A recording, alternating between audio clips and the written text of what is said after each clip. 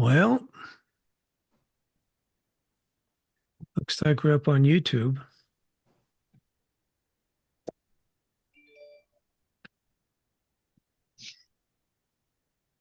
How are you doing, Chris? Great. Just relaxing in the office tonight. Let's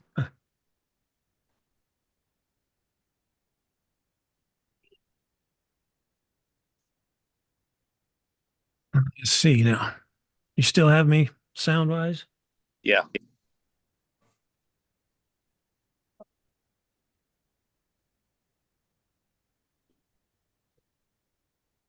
Got to see if we can get the Facebook up somehow.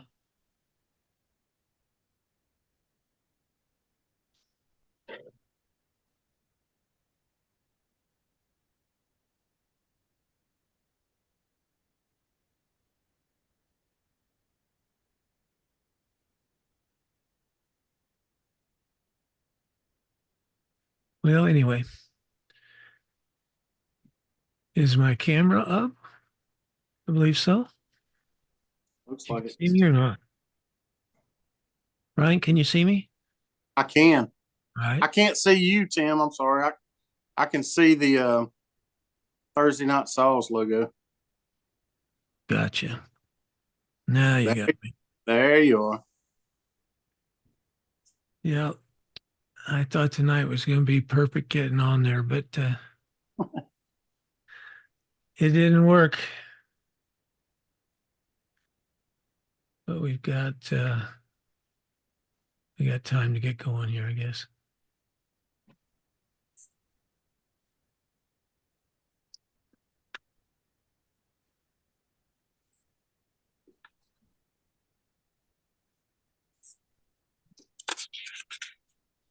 I need to. All right. Well, good evening and welcome to Thursday Night Saws, as miscombobulated as it is tonight.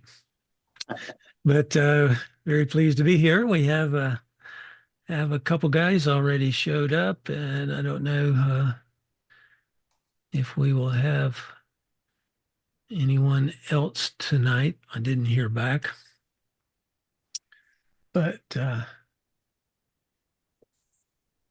we have from Alabama. We have Bryant Ellis here tonight. And Bryant, you want to introduce yourself real quick? Yes, sir. Brian Ellis, you're right. Out of Northport, Alabama, right here next to Tuscaloosa. University of Alabama is right here at us. Uh, been in the dealership for family-owned dealership, about 27 years now. It has continued to grow over the years, and of course, was able to get on board there with Husqvarna in 2002 through 2007, and I was able to spend. I think we had about 3 years there on your team, and Yeah. under your tutelage and guidance, and some of my favorite times. Learned so much, and so I've just been in retail sales and training really ever since. I've done some work with John Deere in the ag industry, and then I've been back in the dealership now for 6 years. So of course my dad has retired in this last 12 months. So really me and my brother, and we've got a good staff, running two and a half techs. And then we've got about 11 employees now. And Wow. we're just servicing our local community, surrounding counties.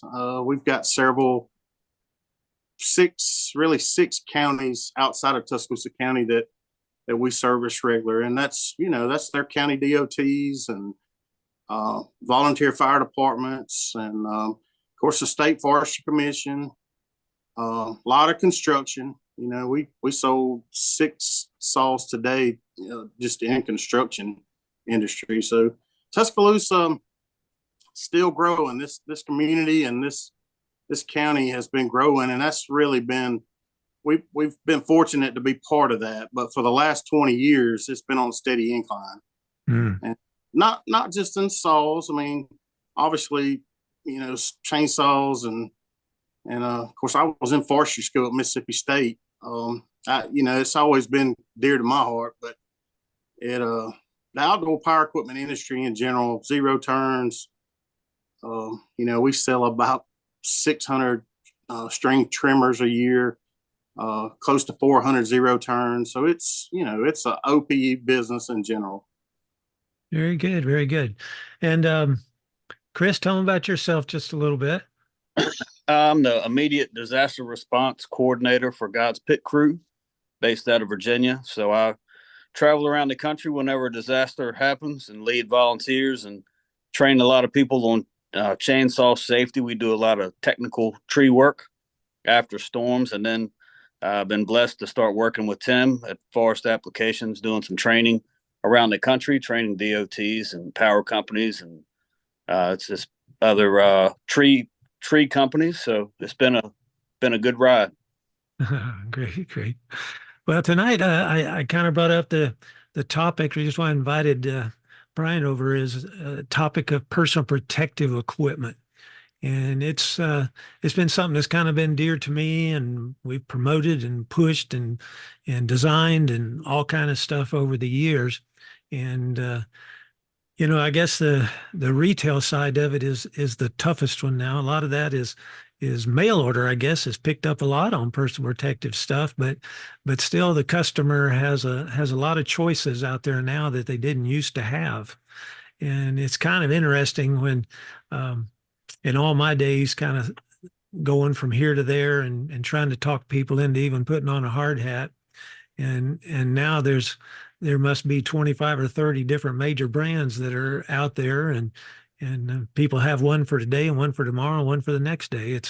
It's very interesting how PPE has picked up and gone, and it's so important that it has because there's um, still, as we've talked about before with hard hats, it's struck bys are the number one injury. There's first thing when people pick up saws is thinking about getting lacerations or cuts. And so, the PPE can not necessarily keep them from happening in all cases, but they can lessen an injury should something happen. And it's quite interesting over the years. And I have one little video I came across yesterday that Rick Bryan from up in Cincinnati, Ohio, had sent to me, Bryan Equipment. And this was in 2004, I think he had marked. And this was a training that he had Soren come in and do with his field people.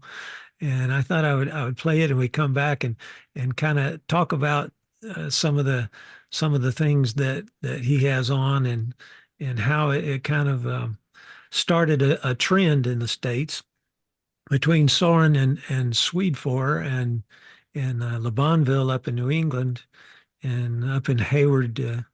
There was a large supplier, Hayward, Wisconsin. And out of those three, it was really the only thing other than the Forest Service that was really putting personal protective equipment out in the marketplace at that time. And so I thought I'd play this and look, it's kind of interesting. And one thing that I noticed is that this is what made him one heck of a teacher is everything didn't go exactly right. And they had asked him to show him a little technique that he had pushed a little bit. And it's a small back leaner technique, he used to call it. And so we actually got this from a young fella down in Mississippi years ago after a presentation that we did. And Soren is pretty good at it. But on this one, I don't know whether he did it on purpose or what, but it's kind of interesting how he explains it out. So I thought I'd play this.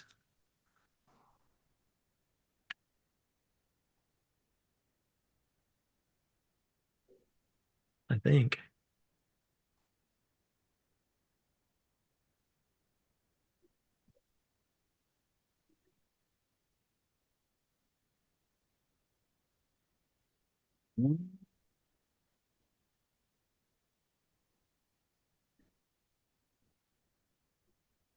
Okay,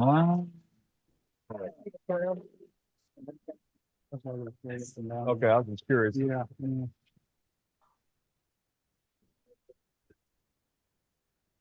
Is a little bit now.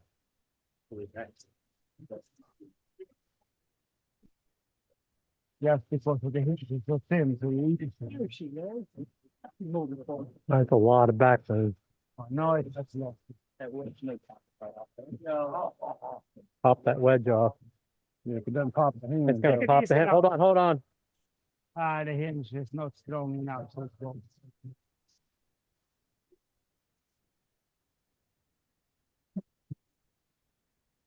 Yeah, this is the zero on the test.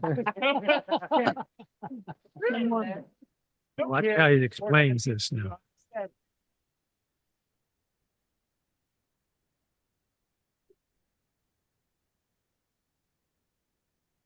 This case here, when I bore through, I thought that I have a bigger hole in the front.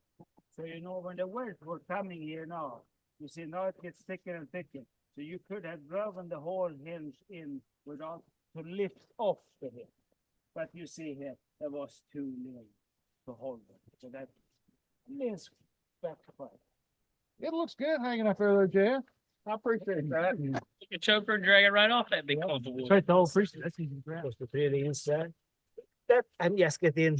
You see, my head is now sitting absolute straight up. So I just move the saw into the position. And after that, I shoot like this. And when I get down here, I lift up the saw, turn the hand in here, and get into the V here, where I get down. But what I did here now, I didn't move the arm here. I lift the saw up and go around like this and go over and use my thumb. If I don't move this position, and this is the same, that one will be the same. You understand me? I'm doing it.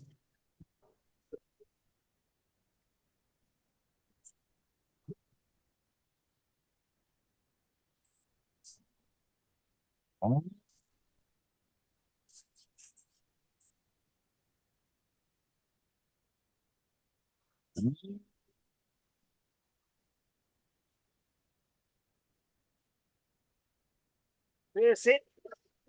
Of course. Look, so to make the things Weird. There's definitely some weird stuff going on in the woods, isn't there? Are you going in and praying for something? Can you do that? Yeah, it didn't exactly go too well. And you know, it's a good kind of an illustration of what needs to take place is personal protective equipment, because you know he was a master at what he did, and his situation, he was probably using it mostly for teaching, I guess, but I don't think he expected that other tree to roll over, that limb come down. You know, that's the whole thing, that most of the time those incidents that take place are unexpected, and they're unplanned events. And so in that case, we've got to make sure that we try to protect ourselves from them as much as possible. So you know, the things of hard hats and eye and ear protection and leg protection and boots, all of those things have a reason to be there in the workplace. And one thing for sure, they don't work unless we use them, unless we put them on. That's So right. what do y'all hear as far as reasons for or against? What do you hear? You know, as far as perspective, what's the main thing? Is it head, eye, and ear, or chaps that people really look at? What do you think? What's really the factors out there that people think about with personal protective equipment?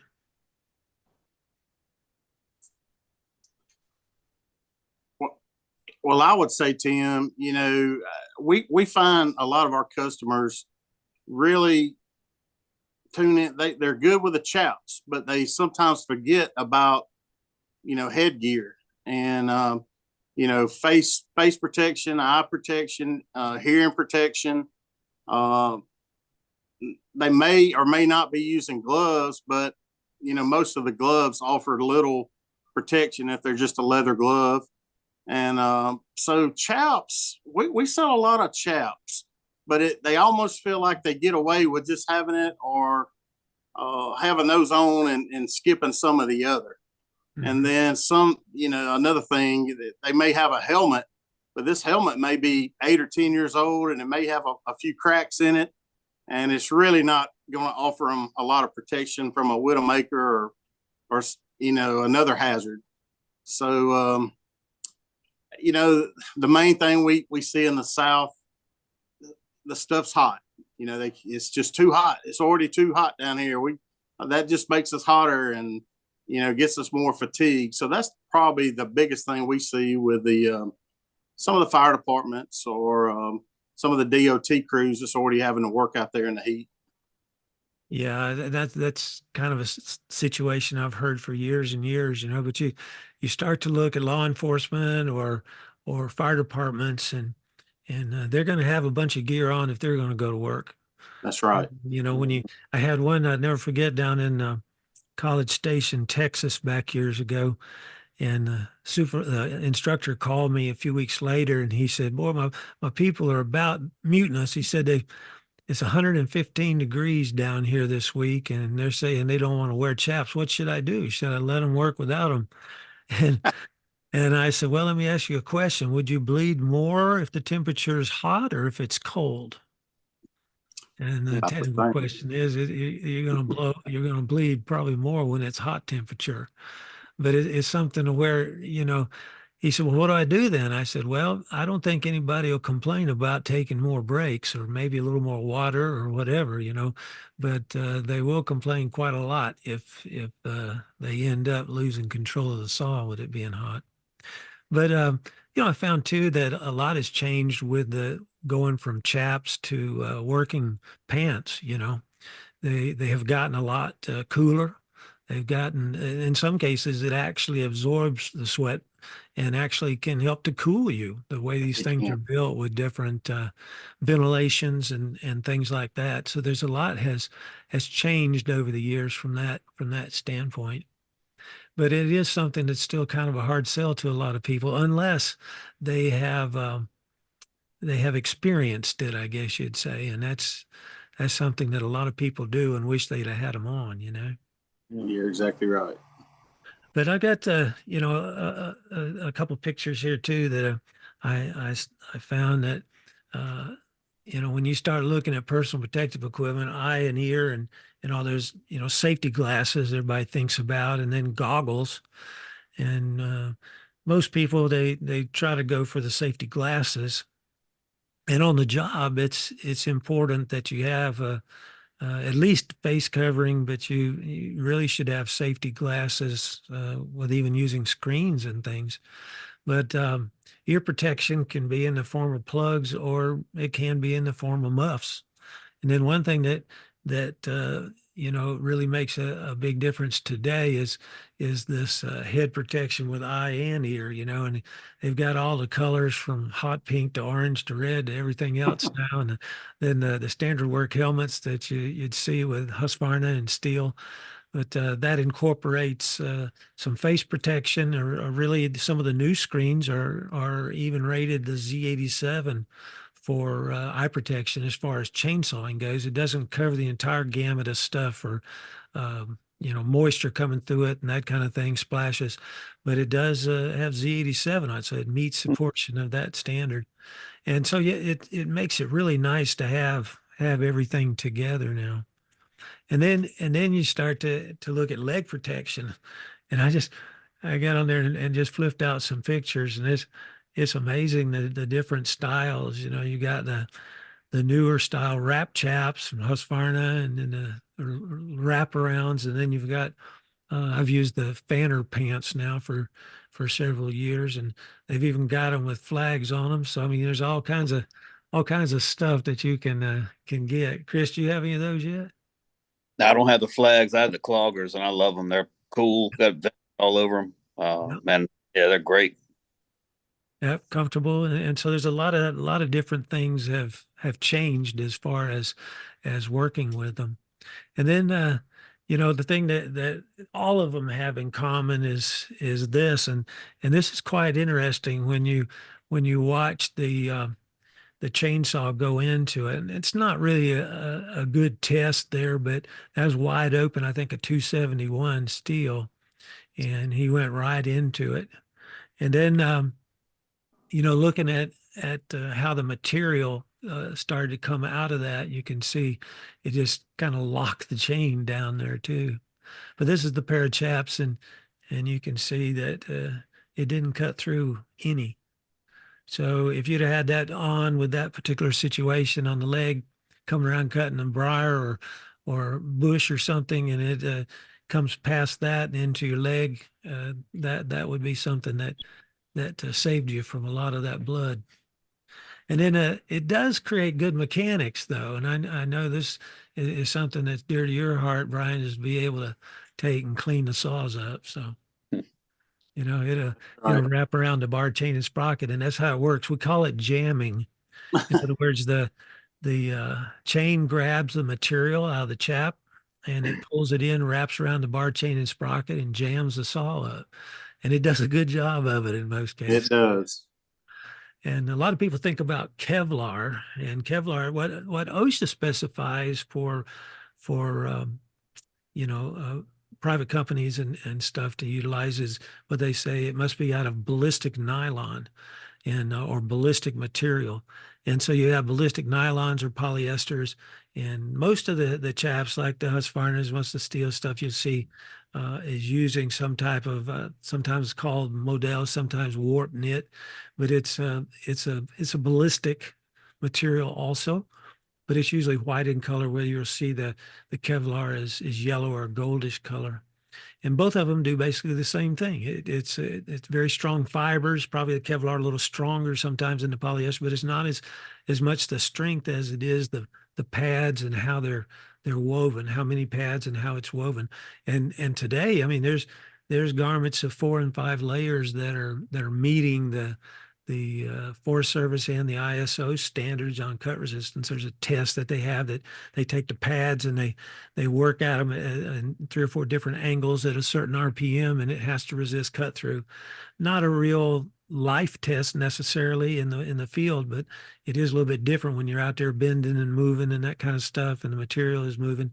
But it is a pretty good test to let you know that the product you're getting is it's been tested, and that's the UL classification label that you look for, or a U.S. Forest Service procurement standard. So that UL classification gives you a pretty good assurance that it's been tested. And so there's some things of that nature that is some tough stuff even to a knife. It is. You're gonna have some time involved there. Yeah, that would it gets a little tough cleaning it off the sprocket there, the bearing. But that's it. And then you've got the hands. And I don't know if you noticed, but in the video, Soren took them off when he was teaching them on that stump right there. But when he was cutting the tree there, he had his mittens on. And that's something that he got me started on years ago. And a lot of people kind of giggle at them, but it's something that if you've never tried them, they're amazing. And it gives you a lot of dexterity, and it's easy to get off and on, especially if you're working a chipper and brush and stuff like that too, is that it comes off your hand really easy. It goes back on real easy. But a lot of the climbers and workers like I call them rubber covered, but it's dip style gloves that are out of flexible materials, and those a lot of people like those to be able to work with, and they are pretty comfortable running the saw. There's no doubt about it. But I just got started on the mittens because Soren and Steel sold them. Husqvarna had them for a while, and I guess Sweetforce still sells them today. But it's something that they're protected to the hands, and not necessarily do you need them when you're operating a saw, although it is nice around briars and those kinds of things. But it is something that if you're sharpening a saw, that's really the only time I've ever had somebody in training in all the years had to go to emergency room, and that was sharpening. Wow. Had two guys over the years that slipped off while filing the chain and sliced their knuckle to the bone. And I had one guy, he was down in Texas too. And matter of fact, I think it was in that same College Station class. And I was going around to the group. They were doubling up on some tables. They were sharpening the saws, and we were talking through stuff. And I was going around and discussing different things with different people. And I got around to the back, and this one guy was doing a really good job, but he didn't have any gloves on, you know. And I told him, I said, "Man, you ought to put some gloves on." Oh, I can't use gloves, man. You can't do anything with gloves on. And I said, "Well, it'll be nice if you happen to slip." "Oh, I don't usually slip." About 5 minutes later, I'm talking to somebody else, and he comes walking up to the front, dripping all over the floor.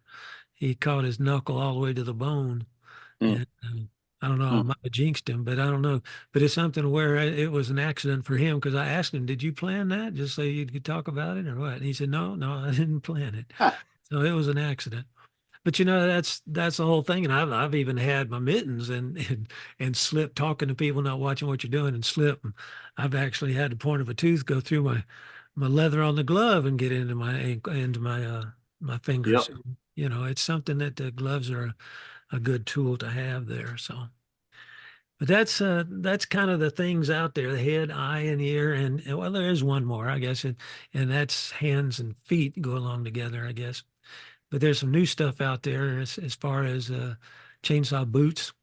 Didn't used to be a whole lot. Soren had the Swedeford boots that Kevlar lines. Then we worked on some with Weinbrenner out of Ohio that we had at Husqvarna for a while. But probably some of the best out there are the rubber style boots. They're a little hot for the South, but it is something where those are very resistant to the chainsaw, and those are rubber with rolled ballistic material in around, and so they have wooden shanks in them usually, and you can wear thick socks and be able to go pretty much year round with them, but they do get a little warm in the South. But this time of year, they're pretty nice to have, or if you work in swamps, you know. That's right.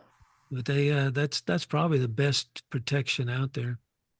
I came up with a design with Weinbrenner on the leather Husqvarna boots at that time, and we kind of incorporated both. We put a rubber composite with an abrasion material in it, and then put it inside of the leather, encased it in the leather of the boot. And they did pretty good for a while, but and then they decided to drop them. But that was because there wasn't a whole lot of sales. And now you've got all the different manufacturers out there, some pretty neat That's right. hiking styles and those kinds of things.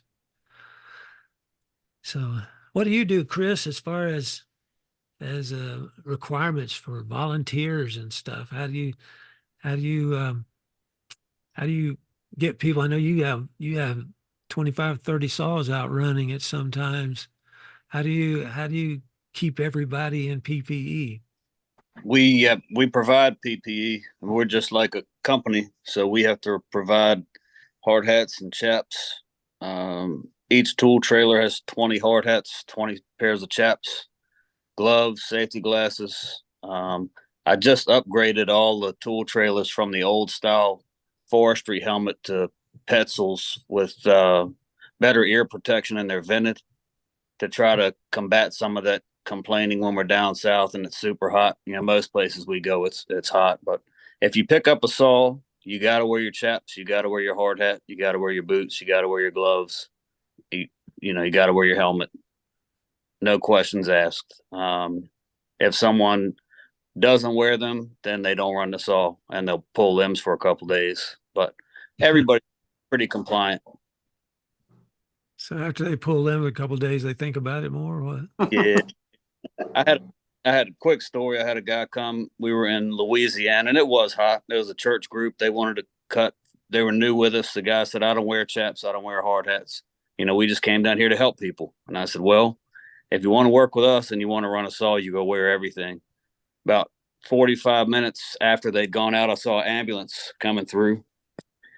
And he had was a live oak was laying over. This guy that I was talking to, he cut a limb. The tree rolled, limb hit him in the back of the head, knocked him down to the ground, broke the suspension out of the helmet. He cracked 3 vertebrae. Both eyes were black. Did some dental damage, but he was rushed to the hospital. He came back. He was in the hospital for 4 days. He came back to the church with tears in his eyes and told me the doctor told him he would have been dead right there if he wouldn't have had the helmet on. So he was crying, said I wouldn't have seen my wife and my kids ever again if you wouldn't have forced me to wear that helmet. So I just wanted to come in here and thank you before I went home. Wow. Yeah. So it's real. I've heard a lot of those kinds of stories over the years, and it's something where we don't think about it sometimes till something does happen. But it's not just us that we're thinking about it. I have guys all the time that say, "Well, I do this professionally. You know, I've got a crew. I've climbed for years and years. I've done this, that, and other." And then 25 years in the business, and all of a sudden something happens. You know, Yeah. and people don't realize that it doesn't make a difference how professional you are or how many hours that you have on a saw or driving a car, or a truck, is that when that unplanned event happens, you didn't expect it. I don't care who you are. Yeah. And so you with your professionalism and your experience can hopefully limit the chances of those things taking place. There's no doubt, because you recognize more of the danger out there as you start to work. But it's sometimes impossible to be able to manage all of it, to be able to not miss something and that unplanned event happens. And that's the whole thing of PPE. Your first form of defense against injury should be your planning process. It should be you're looking at that situation and putting together steps that are going to, give you a successful and productive cut. But the real second line up there is your defense is the PPE for those times that plan doesn't go exactly right. Mm-hmm. So, it shouldn't be a question. No. And Tim, I should put them on. I can still remember you telling us a chainsaw operator's really got three defenses. You got your education, you got good technique, and then you got your PPE. And when the first two fail you, that PPE may be what saves your life. Yeah. And I've never forgot that. I still use that just over the counter with volunteer fire departments or the Forest Commission. That gets attention. And the stats have changed over the years, but the average chainsaw injury to an insurance company is astronomical. And, a pair of chaps, although they have gone up and a lot of this new PPE gear has got, more expensive, a pair of chaps now is going to run you right at $100, even, just a functional or one of the classic styles, not getting into the technical or the technical pro, but, $100 pair of chaps, a $75 helmet system, some safety glasses and gloves and good boots that are going to offer some cut resistant material. It's a lot cheaper than what the hospital and the workman's comp and all those claims are going to be. Yeah, definitely. I don't think you can go to an emergency room and fill out the paperwork for less than about $250. So That's right. That's right. so if you're looking at profitability, it's much cheaper to get a pair of chaps and a hard hat. That's for sure. I had a couple of questions come in, or a good couple statements. It's from John M. He said, I really don't know. I work with people who at times are not wearing some kind of PPE. I try to lead by example: a hard hat, ear protection, safety glasses, saw pants. And that's part of the key there, isn't it? And John's recognized that because if you wear it, then other people look at it. Exactly. I was talking last week. We had Dwayne Newstetter. I know you probably remember him up in Canada. I do. He's got Arbor Canada. And he was telling me, I did a podcast with him this week too, and he was telling me that when we went up and did the training, I guess it was Rip and I went up there the first time, and he went through it, and he said, you were the first one I ever seen that dressed in all that stuff, even back then. And he said, you had on all this stuff, and I think that was just crazy. And I'll be doggone, by the end of the day, I started thinking about it. And by Saturday, I had about $400 worth of stuff, So it does work. And that's what I saw all the time with places we'd go with Soren. he'd go in there, and naturally he talked pretty heavy about it because he manufactured it down there in Eclectic, Alabama. And he still, and Swede Ford today still produces a lot for steel and all theirs for North America. But it's something that not all of it now, but they used to. And Soren, every place he went, he was pushing hard hats and chaps and pants for sure. But he always wore it, and people would come back, and that's the first thing they did was start saying, "I'm gonna get that," And that's what you see today in the arborist industry. Tree care has really adopted, all of that stuff, and especially with some of the newer styles and things that are out, they go after it, and it's reduced quite a number of cuts as and different things taking place. So important, so important. So what's your biggest seller? Is it chaps? Is that what you have? You have the Husqvarna? It is. I mean, I'm actually at the store here tonight, and we keep anywhere from 30 to 40 pairs of chaps at all time. I'll have 12 to 15 helmet systems. And of course, we keep cases of safety glasses and disposable hearing protection. We have the earmuffs, and obviously a helmet system has all that anyway. But we'll keep the two that are most popular, the functional, which would be more kind of the homeowner, the classic or functional. And then the pro guys or a lot of the fire departments they'll go for that technical. And, it's got more straps. It'll have more high visibility, qualities built in, features and benefits to it. A lot of times they'll offer entire enclosement down the calf and all instead of just straps or and the same way with the helmet systems. They have come a long ways from back when we were training there in the early 2000s. They're a lot more comfortable. Like Chris said, they breathe a lot better. And you could probably speak to it better than I can, Tim, but one thing I learned from you, they do have a lifespan. I mean, at some point in time, if you get enough cuts or they just get worn through the woods with briars or maybe you got too much, you've been sharpening with them and they've sort of got drenched with oil. At some point in time, they're not offering you that protection like they should, and are probably meeting that OSHA or ANSI standard.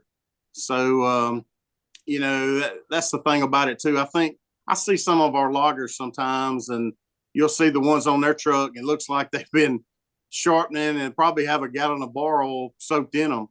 And, it's probably time to replace those. Or if you've got a helmet system that's been cracked or maybe it's just after 3 or 4 years, the UV light, it kind of wears them down and breaks them down. And it's just time to replace those.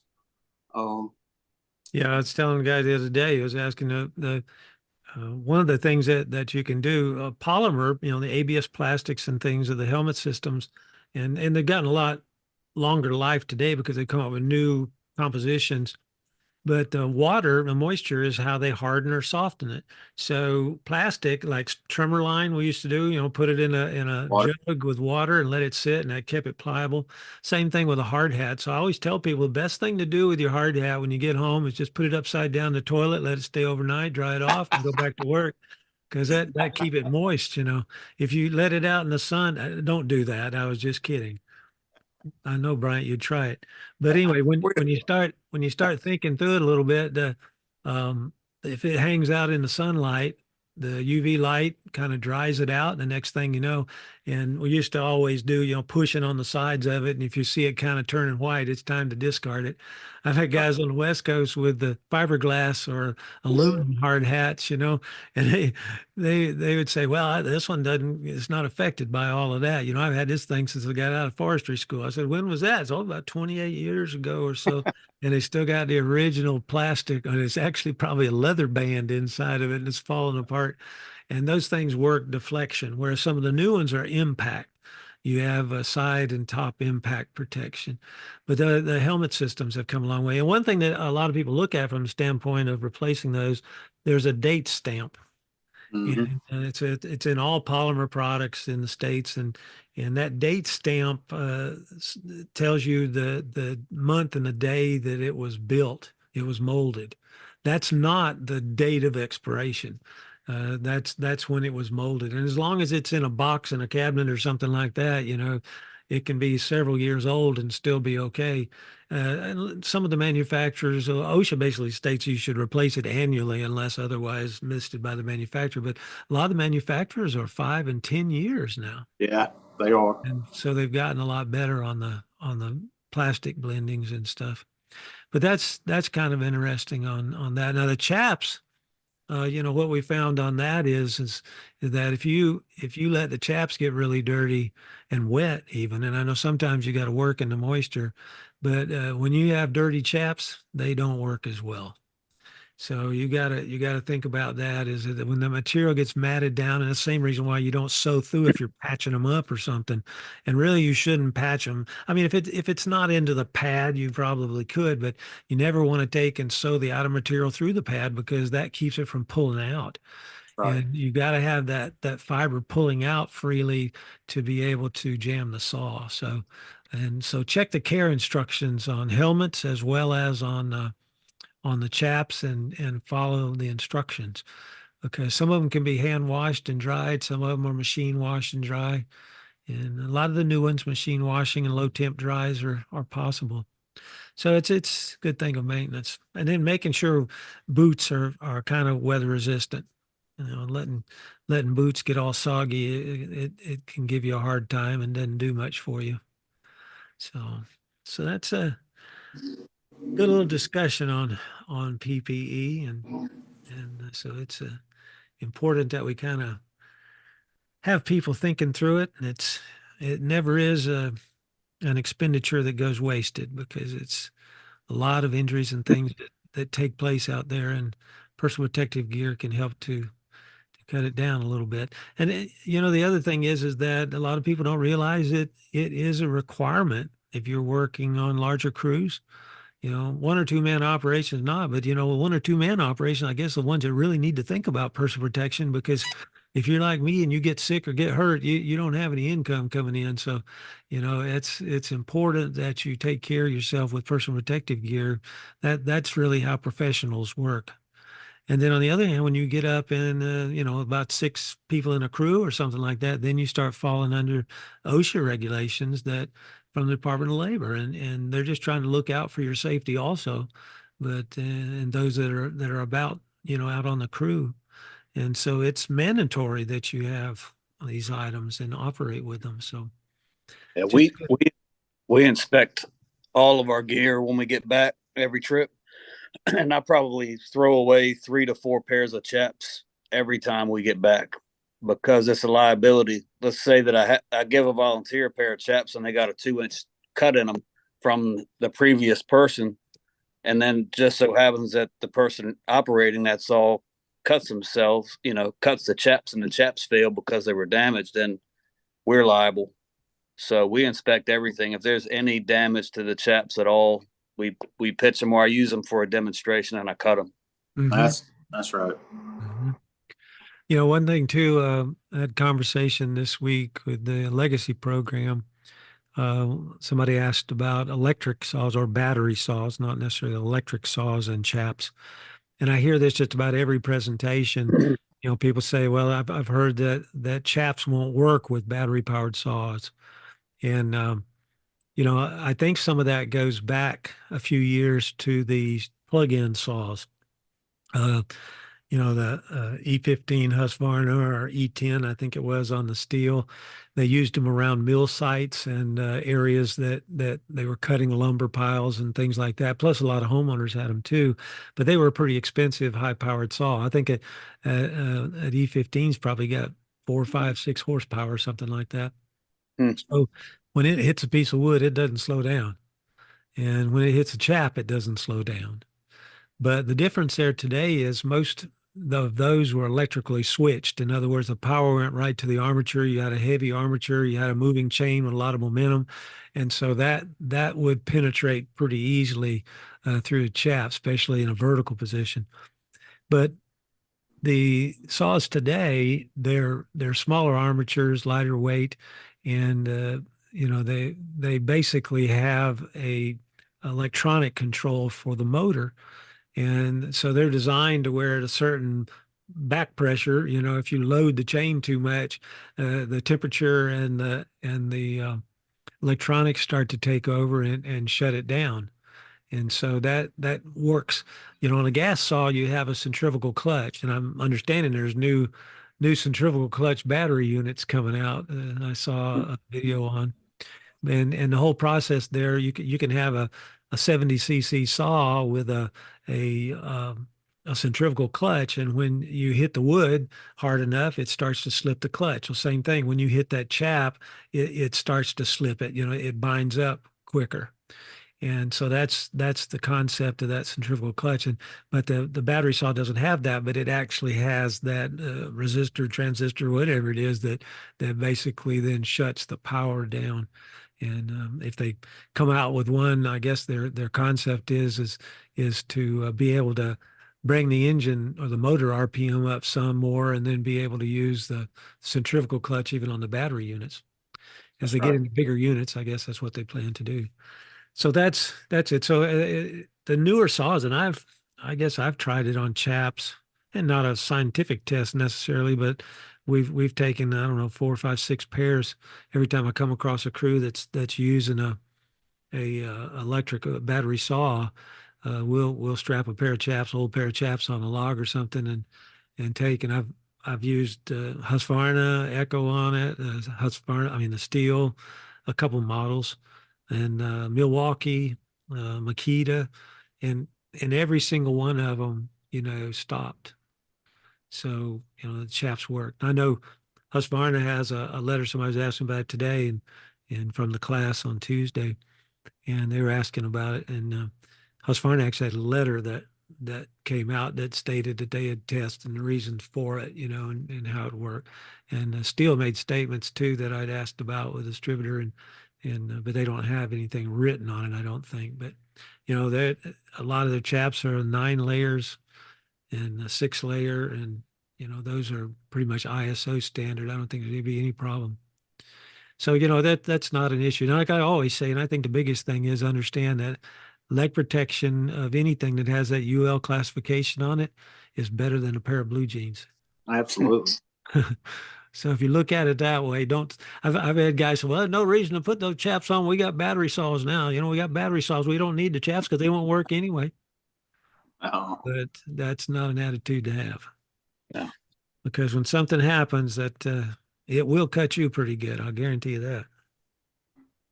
So, but anyhow, well, guys, I appreciate you coming by. I have kind of a short subject tonight, but it's been great kind of chatting with you a little bit. And Chris, did you have anything going on you wanted to talk about and be thinking, Brian, if you got a sale or something coming up or anything, what do you, any announcements? Yeah, well, I got a class coming up, an open enrollment class. I'm excited about that. That's April 29th. Is that right? I believe so. I don't have my calendar in front of me. Yeah, I think that's going to be at Cardi Berry Farm. Yeah. In Dry Fork, Virginia. That's the 25th, Sure. the 22nd, Yeah. 25th through the 27th. You got it. Just outside of Danville. It's gonna be a good class. I'm looking forward to it. Very good, very good. And David's helping me with one in Kingston, Georgia, coming up April 2nd through the 4th. And we've actually got a gentleman from Colorado is coming out, and then also a young lady actually from I think crew out in Arizona. So we got people Wow. coming across the country. So it'd be a good class. I've got about 5 signed up for that one. I think we got one I think signed up for Danville, I believe. I think so. Awesome. I have to look. No, I can't remember. No, I think the other one they were talking about on the Kingston, but we still got some time. Oh yeah. If you are interested, that gives you 2 good locations that you can work with, and information there on our YouTube and also on the e-store. All the information is on that. And then I've had one class already. Be doing another one on February the 12th, and that's going to be a Zoom training class. we had a good group a couple weeks ago and went very, very well. That is $25 per person for a 2 hour basic chainsaw class, and you do get a certificate awarded for participation attending, and that's just covering a few basic things, making you aware of some different things, PPE, cutting techniques, this kind of thing. And we go through a little bit of sharpening and maintenance on the saw. Just kind of a quick overrun. And then I will have coming up pretty quick. I'm still working on the things on it, but I'm going to be having some different smaller sessions too on just sharpening and maintenance. I call it reduced downtime, those kind of things. So that'll be out there. We did just get going on the Tuesday nights. We're doing the Legacy 2024 Legacy program. We've got guys, a couple from Mississippi and a couple from Georgia, West Virginia, and so that's a class for experienced operators that are wanting to be instructors, basically. And Chris went through it last year, and it's more or less geared up of how to get information from here to there. So it's how to put together programs, what should be in a program, and how to discuss it and all. And then I also have online training consultation and working with that with some of the power companies as well as looking at some different things with insurance companies. And so we've been doing quite a lot of getting that ready to go. Been working on presentations all day on it. And then I do have several things left. And I know Bryant, he's bought a bunch of stuff, and I felt sorry for him because I keep cutting the price down, but I got to get rid of it. But he got some of the stuff, but I've still got a few things left on the e-store. I've got a really good buy on some square ground files and those kinds of things, and a couple old game of logging things, hard hats and that kind of stuff. I got an ebook and also our ebooks, our e-video series. And I've got a bunch of sensible woodcutting videos. Remember that one, Brian? I do. That thing is, I don't know, about 30,000 copies, I think Barbara told me it went out. Wow. And there's a lot of that. It's good, still good today, except I look a lot younger. But it's has some things out there that's going on. So we appreciate everybody helping out and taking a look at those things, and so that's kind of what it's all about, is trying to get chainsaw stuff out there and talk to people about it. And so we're staying busy with it, and I've been sharing it for you, Tim, and try to, I tell you, I remember a lot of that information. I've still got some of it, but some of it was dated. So I just thought I'd update my kind of my library there on some of it and make sure I didn't have anything that was old. Some of the CDs were older, so I was glad to be able to get some new copies, and I sure appreciate it. Yeah. Well, I will say, I will mention our open house event. We do that annually. It's going to be March the 27th, 28th, and 29th. It's a Wednesday, Thursday, Friday. And, we always, Chad Gainey will be with us. Chad always does a really good job with wood sculptures, and Lord, I guess he can carve about anything nowadays. Yeah. He's all the practice he's had. And of course he's a Husqvarna ambassador. So he's able to, help us with the brand, and we offer some basic chainsaw, stuff and demonstrations. We have demo chainsaws that we can go out and chop up customers, and they're able to run or try some of the new battery saws. They're really becoming popular. I think we sold last year. We sold a little over 300 pieces of the Husqvarna battery equipment. So now that's chainsaws, pole saws, blowers, hedge trimmers. They've got a full line of it now, and they have homeowner chainsaws and then the climbing saws, the professional ones. So that's a really good line. It's a growing line, and we'll feed a barbecue lunch on that Wednesday, and we usually feed about 250 to 300 people on that day. So we're looking forward to that. Worth the trip to Tuscaloosa County, that's for sure, huh? That's right. All right. Well, man, I appreciate you taking the time, and you're welcome to come in any Thursday night. And sometimes we have 4 or 5, and so I'd like to have a panel talking about stuff. Next Thursday, I'm going up to Virginia to pick up a RV. So I may do something on the ride up. I don't know, but we're gonna kind of skip Thursday night next week. But the following week we'll be back. So we'll try to make it happen. And Chris, anything else? I saw you had some kind of announcement going on, but I'm not going to press you on that. But it's Oh no, it's just the class. I'm trying to push it a little bit. oh, gotcha. All See right. if we're going to actually take a clip from tonight and just post it on my tree company's Facebook on Sunday. So Okay. yes, sir. All right. Well, gentlemen, I wish you good song, and all you that are checking in. We've had a few there. Let me see. Let me better look back over here again. I got saw pants. Is there a difference with jamming between rim sprockets and star sprockets? And Chris, you have anything on that? What do you think? I think I've seen chaps work in both situations. Either way, it's going to lock it up. Yeah, the binding is not as much on the sprocket itself, I don't think, as it is in the chain and the bar as it goes under the cover. That's where it kind of locks it up. But I see the rim sprocket, the material kind of wraps on both sides of it, and then star sprocket it usually goes to the E clip and the bearings there. So either way, that I don't think it would be. Milliseconds, if anything, in the difference there for sure. But it is a good question. Yeah. Appreciate it. That's from Abaz. And John, he said, "Got to go. Have a nice evening." I'm sorry we didn't get up on Facebook, but we will. I will take the copy here and I'll post it in just a little bit. So we'll get it up on Facebook for any comments. I'll pass along to you guys.